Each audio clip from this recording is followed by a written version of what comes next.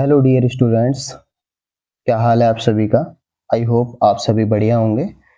और जैसा कि आप सभी को पता होना चाहिए कि आज यूपी बोर्ड क्लास 10th का चित्रकला का पेपर कंप्लीट हो चुका है और आज की वीडियो में हम 830 आईआर कोड के पेपर के सॉल्यूशन के बारे में चर्चा करेंगे। तो फटाफट से जिसने अभी तक चैनल को सब्सक्राइब नहीं किया तो चैनल को जरूर सब्सक्राइब कर लें और बेल नोटिफिकेशन पर ऑल नोटिफिकेशन पर जरूर क्लिक कर दें।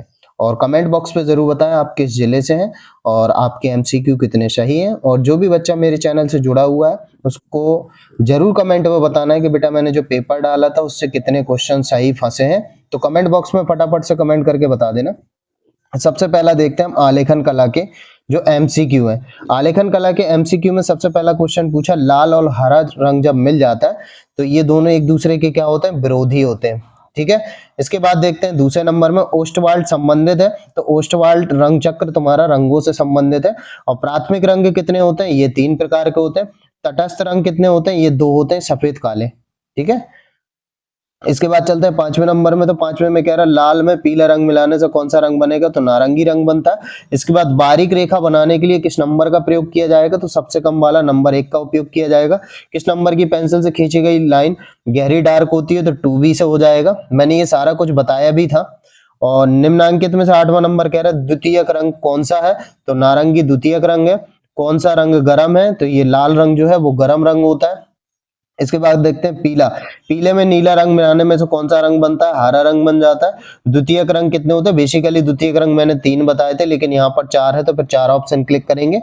इसके बाद चलते हैं 12वें नंबर में कह रहा है बिना ब्रश की सहायता से कौन सा रंग लगाया जा सकता है, तो पेस्टल रंग का उपयोग जो है बिना ब्रश की सहायता से होता है। 13वां सफेद रंग का विरोधी जो होता है वो काला होता है। और ये तो मैंने बताया भी था। 14 नंबर देखिए बिल्कुल एग्जैक्ट मैंने कल जो पेपर मैंने आपको डाला था उससे पूरा का पूरा फंसा है। 14 नंबर में कला शब्द किस भाषा का है, तो संस्कृत भाषा का। इसके बाद छत के केंद्र को अलंकृत करने के लिए केंद्रीय आलेखन का उपयोग किया जाता है।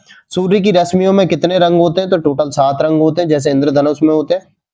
इसके बाद हरा रंग आंखों पर कौन सा प्रभाव डालता है, ये ठंडा होता है, ठंडा प्रभाव डालता है। इसके बाद 18वें नंबर में देखेंगे लाल और नीला रंग मिलाने से कौन सा रंग बन जाता है, बैंगनी रंग बन जाता है। तटस्थ रंग कितने होते हैं, 2 होते हैं, सफेद काले। ठीक है। इसमें से कौन सा रंग कौन सा प्राथमिक रंग है, तो नीला। ठीक है। ये था आलेखन। अब प्राविधिक में चलते हैं। प्राविधिक जिसने किया होगा तो वो अपना मैच कर ले। संपूर्ण कोण 360 डिग्री का होता है। समबाहु त्रिभुज का प्रत्येक कोण 60 डिग्री का होता है।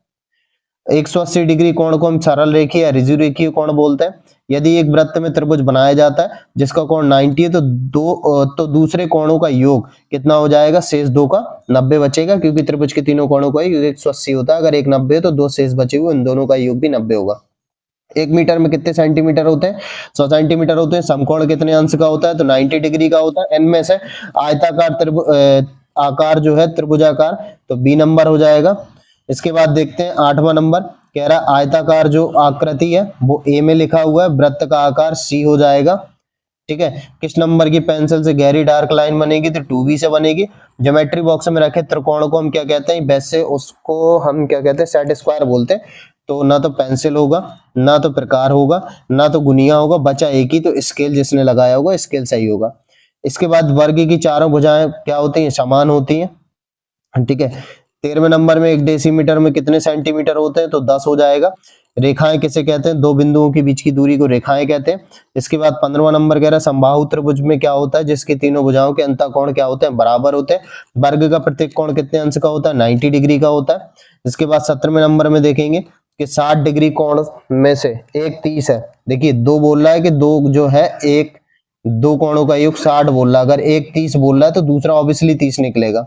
यदि एक वृत्त में एक कोण 120 डिग्री का तो दूसरा कितना हो जाएगा, 240। वृत्त का मतलब समझ रहे हो, एक वृत्त के अंदर अगर एक 120 अंश का है तो शेष बचा हुआ 240 का हो जाएगा। 18वें का सी ए नंबर हो जाएगा 240। इसके बाद 19वां कह रहा है चांदे में कितने अंश होते हैं, तो 180 तक होते हैं। झंडे को लगाने के लिए डंडा कितने अंश कोण पर, 90 अंश पे बनाया जाता है, एकदम सीधा एग्जैक्ट। ठीक है। बाकी ये रहा पेपर। आई होप आप सभी का पेपर बढ़िया गया होगा। तो कमेंट बॉक्स पे जरूर बताना आपके कितने एमसीक्यू करेक्ट निकल रहे हैं और जरूर बताना कि मैंने जो पेपर डाला था उसमें से पेपर किस तरीके का फंसा है। ठीक है बच्चों, मिलते हैं फिर हम नेक्स्ट वीडियो में। तब तक के लिए से बच्चों को bye bye, take care and good luck बच्चों।